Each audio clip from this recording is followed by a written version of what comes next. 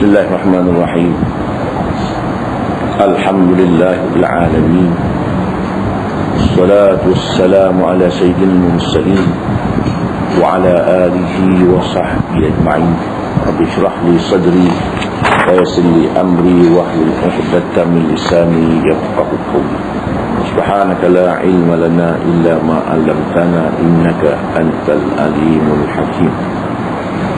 Muslimin dan muslimat yang dirahmati Allah, kita masuk surah Al-Lail, surah Asy-Syams. Bismillahirrahmanirrahim. Wasyamsi waduhaha wal qamari idza talaha wan nahari idza jallaha wal laili idza yaghshaha was samai wama banaha dan wal ardi wama tahaha wa nafsin wama sawaha. Demi matahari dan demi cahaya, demi bulan apabila mengiringinya, demi siang apabila ia terang benderang, demi malam apabila ia gelap, demi langit dan apa yang dibenanya, demi bumi dan apa yang dibentangkannya, demi jiwa dan apa yang disempurnakannya. Surah ni dipanggil surah Asy-Syams. Asy-Syams maknanya matahari. Turunnya di Makkatul Mukarramah dan ayatnya sebanyak 15. Ayat sebanyak 15. Dan kita disunatkan bacanya sebelum terbenam matahari. Sebelum terbenam matahari kita baca syamsi wa duhaha wal laili idza yaghsha qul huwallahu ahad qul a'udzu birabbil falaq qul a'udzu birabbin nas. Sebelum terbenam matahari dan sebelum terbit matahari, kita digalakkan supaya bertasbih sebelum terbit matahari dan sebelum terbenam matahari. Wasabbih bihamdi rabbik qabla tulu'i syams wa qabla ghurubiha. Bertasbihlah dengan memuji Tuhanmu sebelum terbenam matahari dan sebelum terbit matahari. Pahala hampir-hampir sama.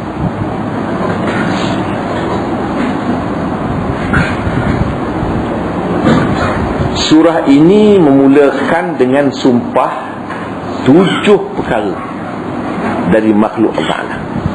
Dia 7: matahari, bulan, siang, malam, langit, bumi, jiwa. Ya, ada 7. Matahari 1, bulan, siang, malam, langit, bumi dan jiwa. Allah mulakan surah ini dengan bersumpah dengan 7 dari makhluk Allah.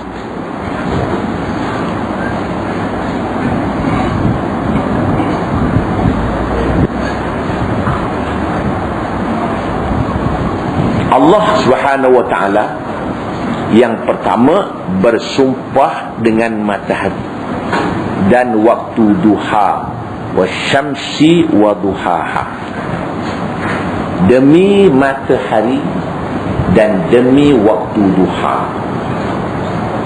Waktu duha maknanya selepas syuruk 27 minit ataupun lebih. Bermakna masuklah waktu duha. Yang pertama, Allah bersumpah dengan matahari. Apabila Allah bersumpah dengan sesuatu itu, menunjukkan benda itu paling penting. Yang pertama disebutnya sumpahan kepada matahari. Matahari itu berjuta kali bumi barulah dapat satu matahari. mana luasnya, besarnya matahari itu. Maka matahari tidak beredar, tapi matahari itu berpusing. Dia tak jalan. Bumi berjalan dan beredar, bulan beredar dan berjalan. Matahari tak. Wasyamsu tajri limustaqar laha. Demi matahari yang beredar di paksinya. Di situ je. Tak pula. Bumi diputar dan beredar begitu. Maka matahari setahunnya 365 hari. Bulan setahunnya 355 hari. 11 hari beza. Maknanya bulan itu sedikit hari. Jadi kalau kita ikut umur ini menurut bulan, kita sudah tua. Ikut matahari masih muda. Pasal tiap-tiap tahun kurang-kurang 10 hari bezanya. Kalau 50 tahun 500 hari. Kita ikut bulan, ikut matahari, umur kita pun 50 tahun. Ikut bulan, ikut keperkiraan bulan, bermakna sudah 55 tahun. Betul? 10 hari kali dengan 50, setahun setengah beza. Jadi 51 tahun setengah. Tapi setahun beza, tak tua juga lah, muda juga.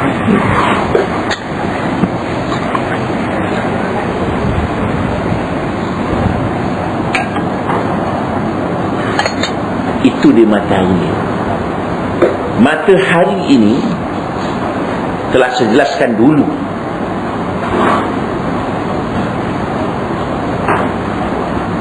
Kita ini ada siang. Siang hari dipanggil. Bila terbit matanya untuk hari itu, maka cerahlah, maka dipanggillah matahari, bukan mata malam. Maka oleh kerana matahari itu boleh mencerahkan bumi ini, maka orang Jepun pun sembahlah matahari. Dianggapnya matahari itu Tuhan. Sebagaimana orang-orang zaman dulu setengah-setengahnya menyembah kemaluan manusia kerana alat untuk menyebarkan manusia. Orang dulu-dulu, orang sekarang pun ada menyembah pelik-pelik. Jadi demi matahari, matahari itu berjalan sikit, tengok-tengok, bayang, tak rasa pun matahari itu berjalan. Tahu-tahu waktu senja terbenam dia. Dia begini. Maknanya matahari tidak tak gerak di situ dia. Yang berputar itu bumi putar. Maka dia tidak menepati matahari, mat gelaplah bumi. Allah Subhanahu wa ta'ala pula Maha Pengasih, Maha Penyayang.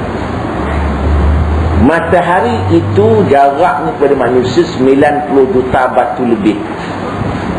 Jarak bumi dengan matahari 90 juta lebih batu. Dan cahaya matahari sampai ke bumi selama 8 minit. Perjalanan cahaya matahari ke bumi ini selama 8 minit. Berapa jarak agak-agak? 90 juta batu lebih. Pasal cahaya matahari itu berjalan 1 saat 186,000 batu. Ya, 186,000 86,000 batu satu saat.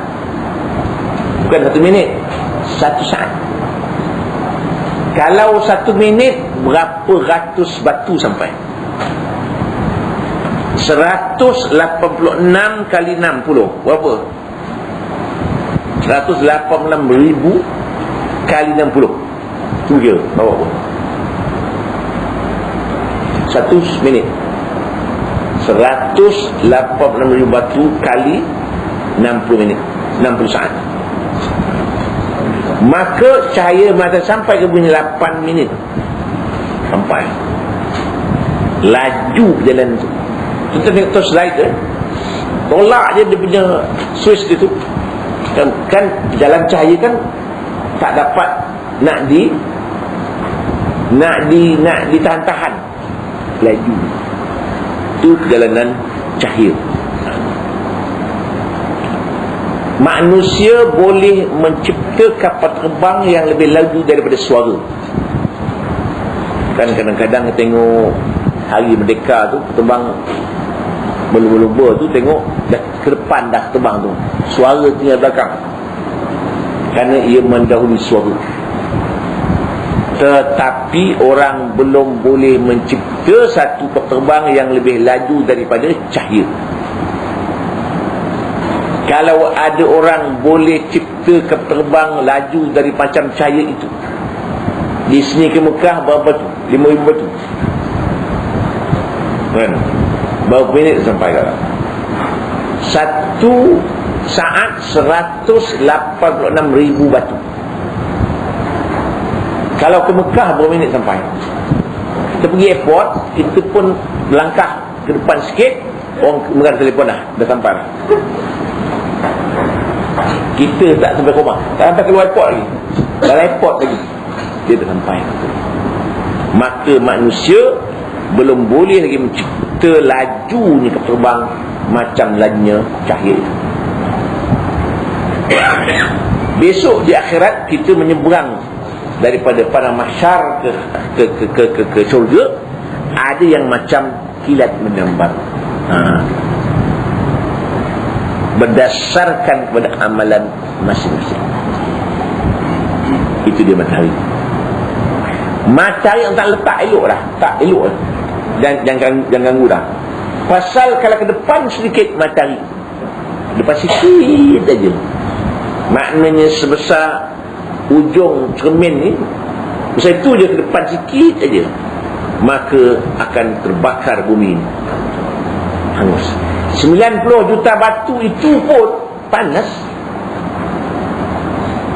Itu pun, ingat balik, asalnya api dunia ini, api dia ambil daripada api neraka, dia rendam berapa kali baru jadi api. Itu pun panas. Maka kita dari segi ilmu tauhidnya, kita lihat bahawa gelombang di laut datang dari mana? Daripada angin yang meniup. Angin datang daripada mana angin itu? Datang daripada berlakunya hampa hawa. Mengapa berlakunya hampa hawa ini? Kerana panas terlalu terik. Mengapa berlaku panas terik itu? Datang dari mana? Daripada matahari. Siapakah yang meletakkan panas kepada matahari itu? Jawapannya adalah Allah Subhanahu wa ta'ala. Ini tauhid pula. Kemudian matahari ini kalau diangkat ke atas sedikit, maka akan sejuk bumi ini. Dan matahari itu penting untuk pertumbuhan, kerana tumbuh-tumbuhan boleh membuat makanan sendiri dengan syarat ada air, ada udara, dan ada cahaya matahari, fotosintesis. Ada cahaya matahari, ada hijau daun, klorofil, adanya cahaya matahari, fotosintesis, maka boleh mencipta kita makanan sendiri. Kalau tak ada cahaya matahari, tak ada. Dan matahari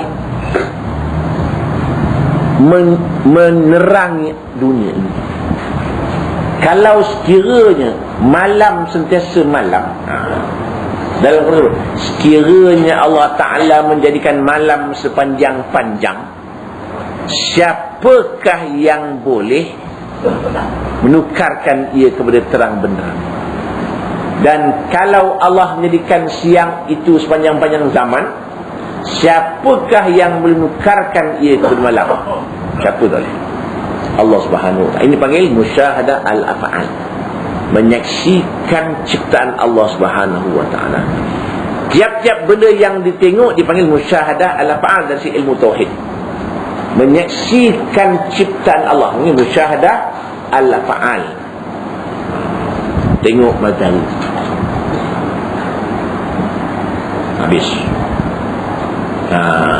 Dikatakan bahawa apabila menjelang saja matahari, berlakulah siang.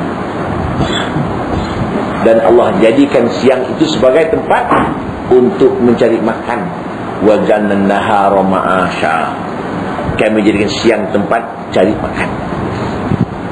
Wasyamsi wa duhaha, demi matahari dan demi waktu duha. Syukurlah kita kepada Allah Subhanahu wa ta'ala, matahari telah dianugerahkan oleh Allah kepada kita untuk kepentingan manusia. Kan pernah saya ceritakan dulu, hebat-hebat matahari itu hebat manusia. Ingat ya? Sehebat-hebat matahari, hebat manusia. Sampai orang buat cerita dongeng aja. Jadi bolehlah jadikan sebagai panduan saja. Satu orang ini menyangkul gunung. Waktu menyangkul gunung itu, cahaya matahari sudah membakar dia. Panas dia. Dia kata hebat betul matahari ini, panas. Tak boleh aku jadi orang, biar aku tukar jadi matahari lah senang. Dia minta Allah Ta'ala tukar jadi matahari. Dia lagi matahari. Tak lama dia pula menyuluh gunung itu. Tiba-tiba dihalang oleh awan. Dia kata awan pula kuat daripada aku ni. Elok aku jadi awan dah pula. Jadi awan pula. Tiba-tiba dia nak menghalang matahari, menyuluh gunung, dia tiup di angin. Oh, kuat angin pula pada awan. Bila aku jadi angin pula. Tak lama dia pun nak tiup angin, nak niup gunung, nak tiup gunung, ditahan lah gunung. Kuat gunung pula pada aku. Elok aku jadi gunung pula. Tak lama orang cangkul gunung, kuat pula orang pada aku. Elok aku jadi orang pula mula. Jadi orang balik. Kita bohong aja. Tapi sebagai panduan nak tunjukkan bahawa hebatnya manusia. Dia orang mereka cerita tu pandai juga tu. Cerita macam mengarut, tapi bolehlah buat cerita.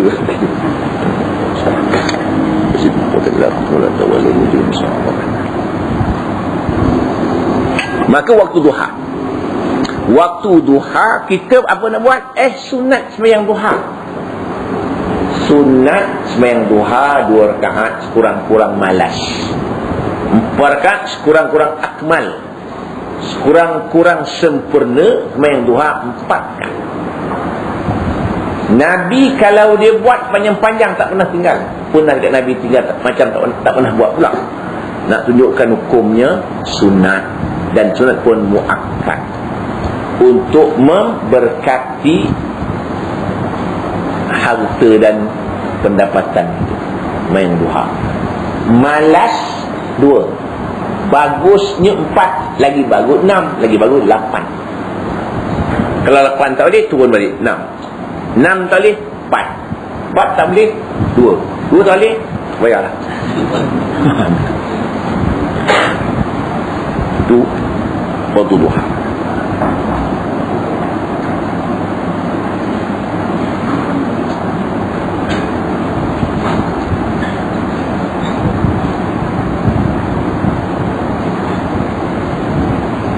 Kemudian wal qamari idza talaha, demi bulan apabila ia mengiringinya.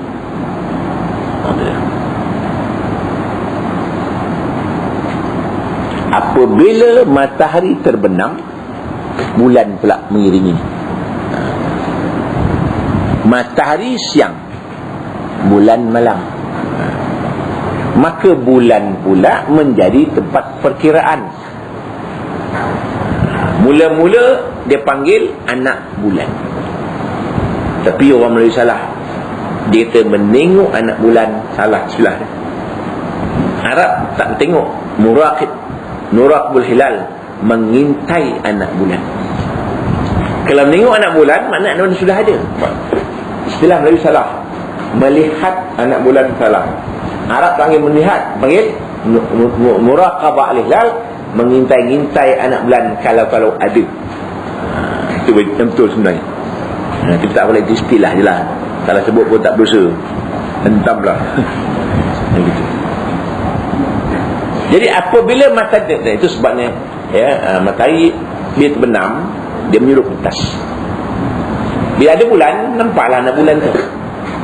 Bila apabila matahari masuk gitu, sebenarnya macam masuk, kan?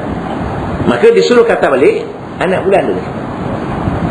Maka anak bulan ada awal besar, besar jadi bulan kecil balik.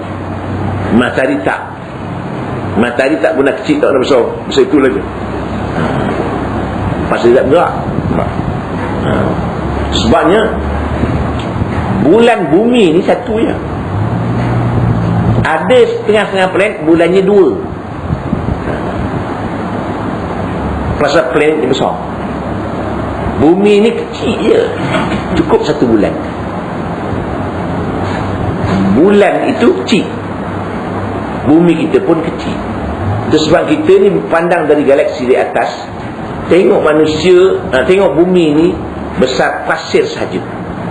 Bumi ni besar pasir. Maka manusia besar kuman. Tak ada makna manusia ni. Tak ada makna manusia. Tinggal lagi dalam bumi ini macam-macam makhluk ada.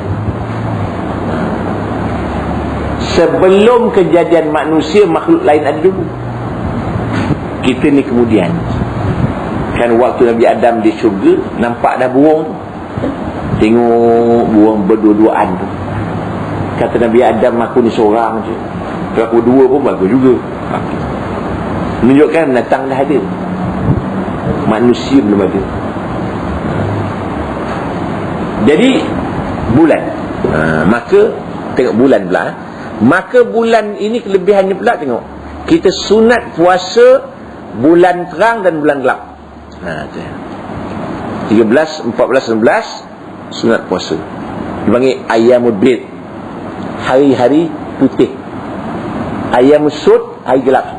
28, 9, 30 gelap. Sunat puasa. Gitu. Itu bulan. Dan bulan menjadi kiraan pada orang-orang Islam. Maknanya naik satu Syawal puasa, satu Ramadan, satu Syawal air raya, satu Ramadan puasa, 9 Zulhijjah Arafah, dipakai. Itu kelebihan bulan pula. Arab panggil bulan itu qamar. Tapi dia panggil bulan tu syahr, beza. Orang Melayu bulan, kan? Bulan yang bulan tu bulan juga. Hari bulan pun bulan. Arab panggil syahr, itu bulan. Qamar itu benda itu.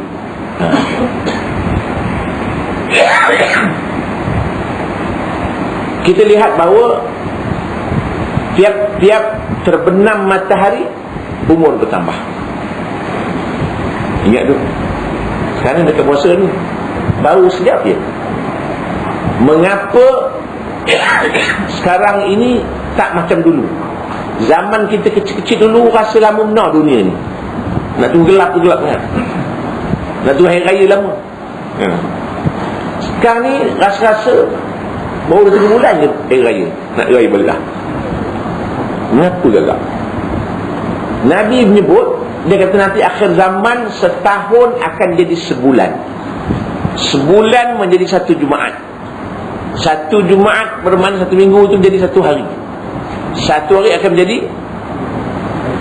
1 jam. 1 jam akan menjadi 1 minit. Bukan, 1 jam seperti hidup api. Macam api itu sap 1 jam. Perasaan perjalanan tetap 24 jam. Rasa itu cepat. Pasal hubungan kita dengan Allah itu amat jauh. Zaman kan makin jauh dengan Ta'ala. Dah sekejap dah, cukup bulan dah hari raya. Pasal banyak buang masa dengan dia panggil berpoya-poya gitu. Bayang antara dua. Kita tengok cerita Melayu satu, tengok wrestling satu, tengok Doraemon, tengok akademik Fantasia. Kita mengaji. Bila mengaji, jangan lama. Boleh sampai pukul 9, 10. Pening dia. Lama sangat. Saya pun 40 minit je mengajar. Saya tahu dah pengen orang. Tak lama. Bila mengada nak buang air kecil lah. Nak merokok macam-macam. Bukan orang sini orang tempat lain lah kan. Ya tak boleh. Tapi kalau wrestling dia takkan buang air ni tahan. Kalau nak buang air celaka nak pergi pula. Begitu. Tu rasa lama, rasa sekejap dunia. Tak pula Tuan Guru serius. Bila nak habis. Dengar nak dengar juga. Tapi kalau tuan sekian lapang masa. Begitulah dunia. Oleh kerana kita jauh dengan Ta'ala ni, dunia rasa sekejap. Cuba tengok tu, mengapa kalau Tuan Guru tak ada datang masjid, tak ada kelas, orang duduk kat luar, duduk kat luar. Mengapa tak sembahyang awal ni? Mengapa tak baca Quran? Dia rasa lama baca Quran. Tengok jam, tak bergerak jam. Baca lagi, tengok baru seminit. Beza dia. Tu tengok benda pelik sikit. Tengok TV, tak payah kita elok kartun je. Habis. Oh dah habis dah sekejap. Begitulah. Itu daripada mahsyar besok, orang yang duduk di tempat teduh rasa sekejap. Orang yang duduk tempat yang panas walau sekejap rasa lama. Itulah kita menungkan di pada masa besok bagaimana aja. Itulah pesan kita ni, beramal, kita beramal lah. Yang wajib kita buat, yang sunat buat. Ada orang pula yang sunat dia buat, yang wajib tidak. Ada orang rajin belanja orang, hutang tak nak bayar. Dia rajin ke Mekah, umrah rajin, tapi zakat tak bayar. Umrah rajin, mayang tak. Pergi Mekah buat umrah, semayang tak tinggal punya. Balik airport dia, baru ni singgah di stesen di Sri Lanka. Sikit lagi siang, dia bertenang ni, tak semayang pun tak apa. Depan saya. Kan sunat umrah tu, bayangkan wajib.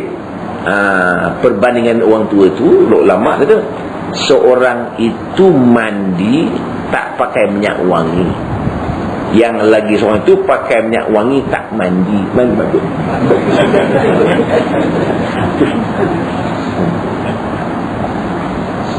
Minyak wangi je dia, tak mandi 14 tahun. Mana bagus? Dia mandi tetapi tak pakai minyak wangi. Yang seorang pakai minyak wangi tapi tak mandi-mandi. Yang seorang lagi minyak wangi tak pakai, mandi pun tidak lagi tu. Gitu.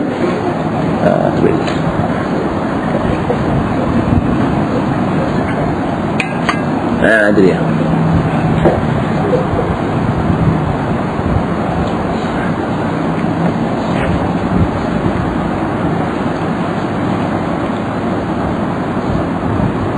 Wan nahari idza jallaha, demi siang apabila ia terang benderang,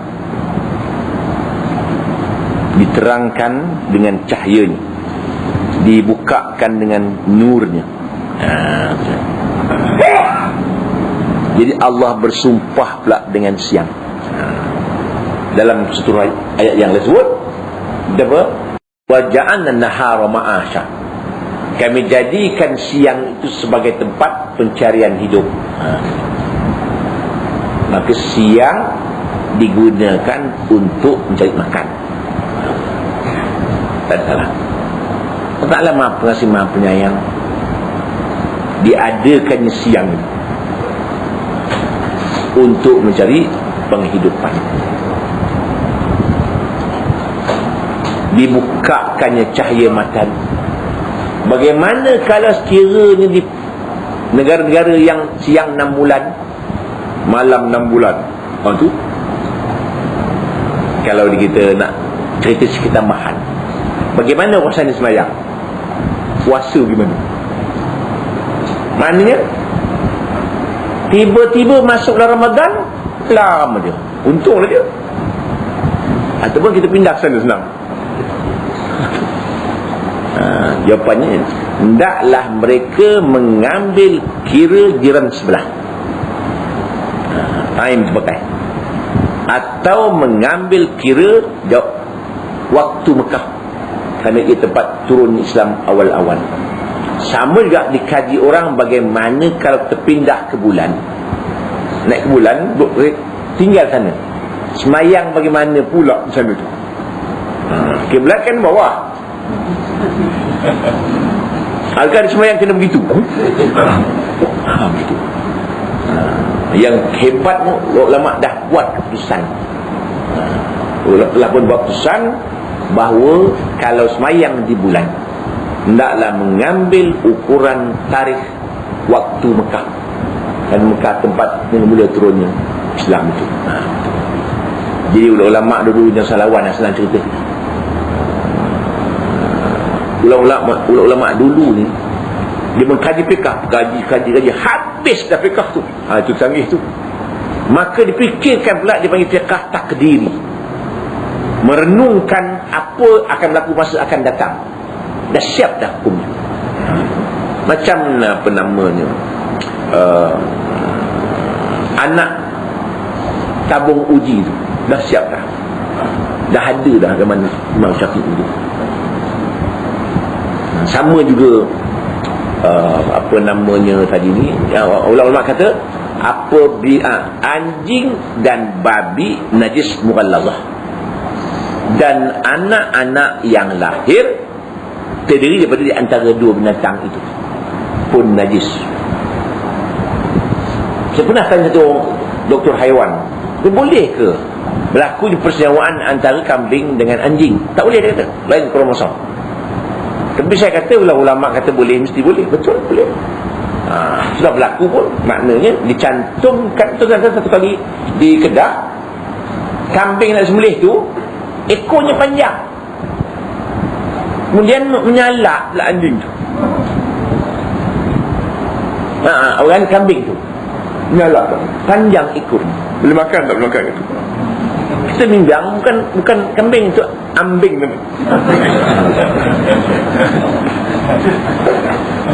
Cantuman anjing dan kambing, ataupun kambing dengan babi, jadi bambing. Mana berlaku kan di Rusia, cantum manusia dan babi kan ada juga, jadi babi lah. Ada dalam kitab fiqh. Dia apabila bercantum manusia dan babi dapat anak manusia, katalah jadi orang dia, Maka orang tu kalau rotak, dia wajib semayang. Tetapi dia najis mughalazah dia tu, payah kita semayang surau. Salam aja tentu salam. Tu. Makna ada maksud. Dia. Maknanya cantuman haram halal anak haram. Halal haram haram, haram halal haram. Hanya satu saja yang menjadi haram, apa cantuman halal dan halal pun ada haram. Bapa halal, mak halal, anak haram ada. Cantuman antara arnab dan kambing. Jadi arkam.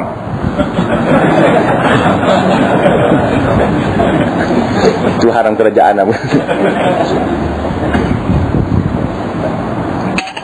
Ambil Wal-laili idza yaghsha. Wal-laili idza yaghshaha, demi malam apabila ia gelap. Ulama kaji, mengapa Tuhan tak sebut wal-laili idza ghasyiyaha, disebut wal-laili idza yaghsha? Pasal malam itu berulang-ulang, tak sekali je. Ya, dia tidak sekali, besok ada. Begitu. Jadi demi malam apabila ia gelap. Sebabnya kita waktu malam kan diminta berlindung kepada Allah daripada segala kejahatan malam. Kita tidur di waktu malam. Kita sunat membaca 3 kul, kerana malam tak menentu. Pencuri pun ada, penyengat pun ada, makhluk-makhluk jin pun ada. Kita baca 3 kul, tiup bertangan, kemudian baca 3 kul, tiup lagi, sapu lagi, tiup lagi, sapu lagi. Tiup itu pun taklah tiup sampai habis nafas. Betul? Bismillahirrahmanirrahim, qul huwallahu ahad, kemudian habis qul a'udzu birabbil falaq, kemudian sampai habis qul a'udzu birabbin nas. Tiup tangan sampai habis nafas. Dia ingat tu? Bukan begitu. Itu bomoh punya. Tiup sampai habis nafas. Habis nafas bau seluruh badan. Kemudian baca lagi 3 kul tu. Tiup lagi sampai habis, sapu lagi. Baca lagi, tiup lagi, sapu. Itu cara yang Nabi ajar pada Aisyah radhiyallahu anha, untuk mengelak dari gangguan di waktu malam. Selalunya orang silap dah kena baru kelang kabut nak cari ilmu. Pencuri dah masuk rumah baru nak pagar. Sebelum curi dah pagar. Dah mencuri orang rumah dia, kelang kabut boleh pagar tak rumah. Nak buat apa orang curi dah. Sama lah. Kalau isteri kita uzur, kita tolong baca, tiupkan tangan dia. Dia sapu sendiri. Itu Nabi ajar. Nabi baca, Nabi tiup di atas tangan Aisyah. Kita dah tertua ni malah lah. Masa muda-muda dulu je. Tertua, awak baca sendirilah. Nebuk. Itu undang dia. Demi wasama'i wa ma banaha, demi langit dan apa yang dibinakannya. Nak tunjukkan kekuasaan Allah Subhanahu wa taala. Dan langit ini pun mempunyai tafsiran yang bermacam-macam. Pasal dia kata as-sama'u kullu ma fawqa, kaedah begitu. Langit itu tiap-tiap yang di atas. Langit lah. Adakah langit itu terdiri daripada lapisan-lapisan begitu, 7 lapis langit, atau terdiri daripada planet-planet? Ataupun kita tak jumpa langit, langit terlalu jauh. Begitu. Kalau ikut hadis sahih, ada emas, ada besi, ada perak, ada kan macam-macam. Tak tahu sebenarnya. Kita serah sajalah Kalau dalam apa Isra Mi'raj, di langit tu ada makfuf, dia kata. Ada laut makfuf, laut yang terhenti, mana nak tembus tak boleh. Ini macam-macam. Dikatakan bahawa bulan itu langit yang kedua menurut pendengar setengah orang. Dia ada pendapat mengatakan, dia kata bulan itu di bawah langit. Malaikat Zain sama dulu di masabih, kami mulia, kami hiaskan langit dengan bintang-bintang. Baru bintang itu di bawah, bukan di atas. Atau planet ni ikut jiran matahari. Macam pendapat, wallahu alam. Tapi Allah Ta'ala maha berkuasa membina langit. Wallahu alam, macam rupa langit tu. Asal ikut ahli-ahli astronomi, dia punya planet ni kan makin hari makin jauh, makin banyak. Jauh. Pergi pun tak habis.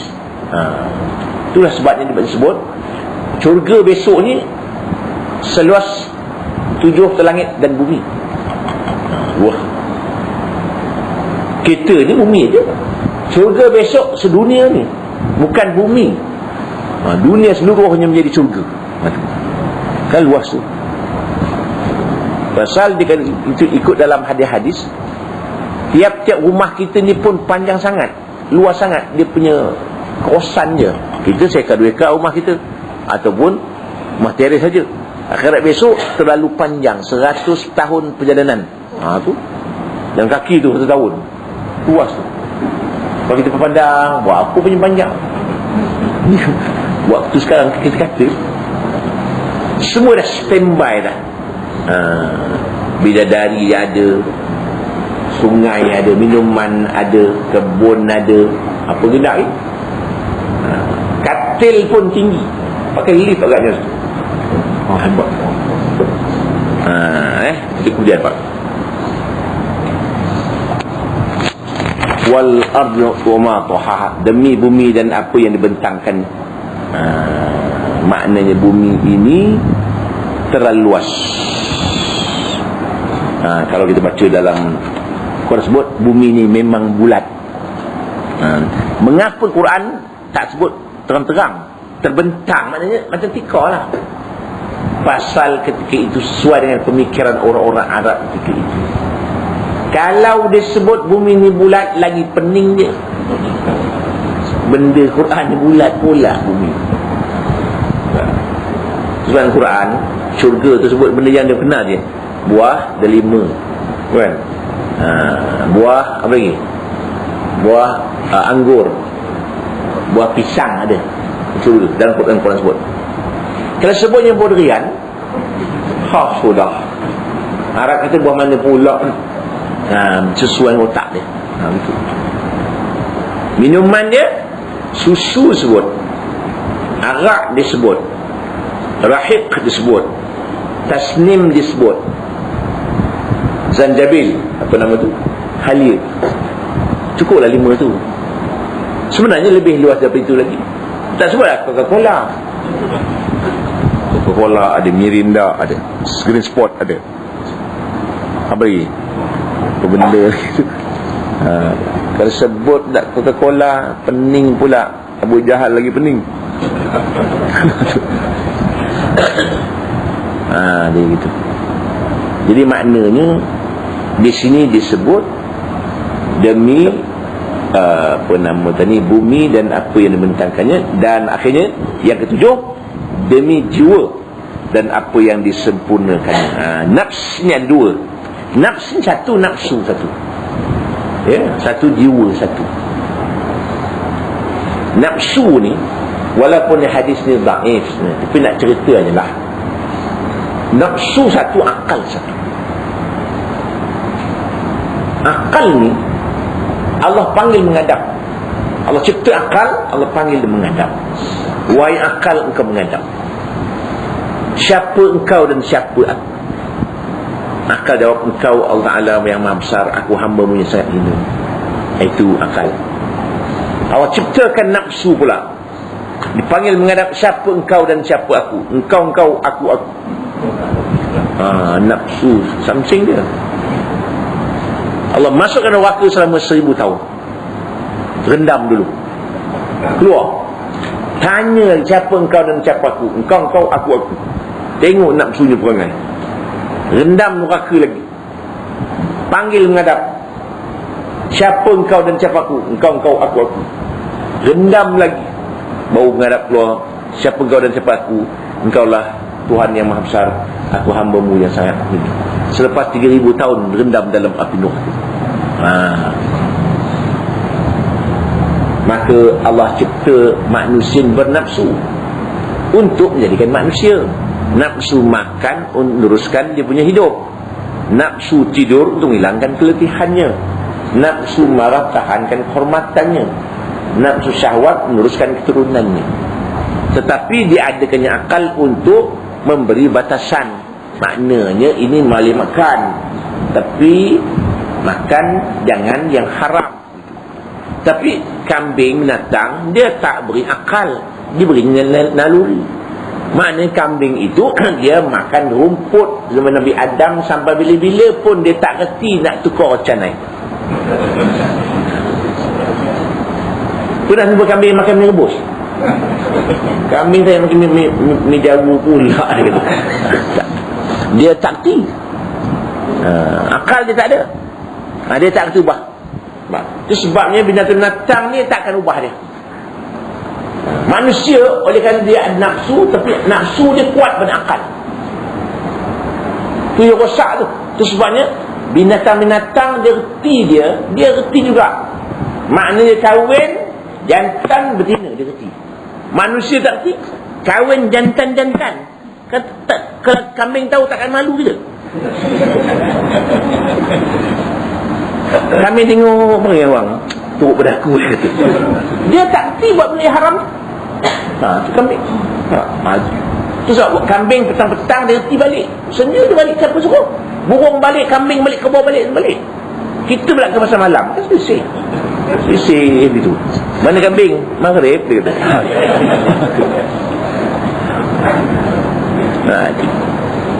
Itu kaedah. Itu jiwa tu ada.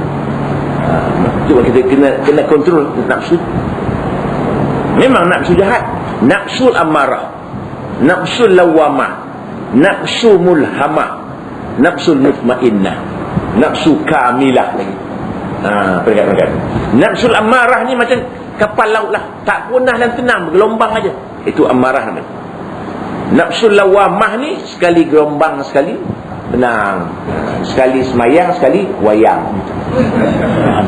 Itu lawamah, dia mencerca diri dia. Yang dia mulhamah, dia sentiasa berbuat benda yang baik, dia ilhamkan itu. Mutmainnah, itu tenang. Kita kena tenang. Maknanya ada juga manusia ni semayang kuat tapi tak tenang. Tak tenang, nak marah. Orang salah je. Dia semayang kuat, beramal kuat, tapi dia tengok orang menghina orang. Orang tak semayang, tak guna laknat tu tak betul. Itu tak boleh. Kita mesti jadi seekor lebah. Lebah itu mengambil madu daripada bunga-bungaan dan melahirkan madu, dan mengambil madu dari bunga-bungaan itu tidak merosakkan bunga itu. Kan canggih tu. Kita kadang-kadang bagus semayang kuat, bagus semayang. Jenis sebelah tak semayang tak? Neraka lah tu. Pandai ke. Kita lah pergi rumah dia, ajak dia semayang. Kenapa nak condemn dia? Dalam ilmu tasawuf dia kata, sebaik-baik orang itu ialah ia rasa diri dia lebih hina daripada orang lain. Baru canggih. Tengok orang alim, tu banyak ilmu tu, aku ilmu sikit. Tengok orang jahil, dia buat jahat pun dia jahil, aku tahu sikit. Tengok budak-budak, dia budak-budak, kalau dia buat jahat pun dia budak-budak, aku orang tua. Tengok orang kafir pula, dia kafir-kafir pun kalau masuk Islam besok, surga dia. Begitu. Tak boleh kita nak menjatuhkan orang lain. Pasal manusia ni ada 4 golongan. Pertama, datang ke dunia ni untuk beribadat dan untuk masuk syurga. Satu.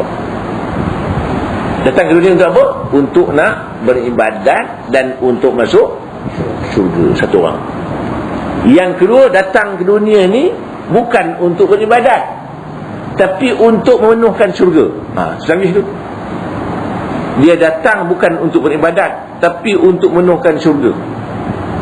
Yang ketiga, datang untuk beribadat, tapi bukan untuk masuk syurga. Lagi berat. Yang keempat, datang bukan untuk beribadat dan bukan untuk masuk syurga. Alam tak adalah. Tu. Tengok satu persatu. Yang pertama, datang untuk beribadat dan untuk masuk syurga. Alhamdulillah. Yang kedua, datang untuk beribadat tapi bukan untuk masuk syurga. Dia beramal tak ikut apa yang Allah perintah. Menyombong pula dengan amalan ni. Riak pula dia, ujub pula, sum'ah pula, menyombong pula. Kita akan jumpa nanti bab ni kemudian. Yang ketiga pula, bukan untuk beribadat, tapi untuk masuk syurga. Nabi kata, ada seorang itu yang tak pernah sembahyang tapi dia masuk syurga. Dia kafir, tiba-tiba masuk Islam, dia mati dia.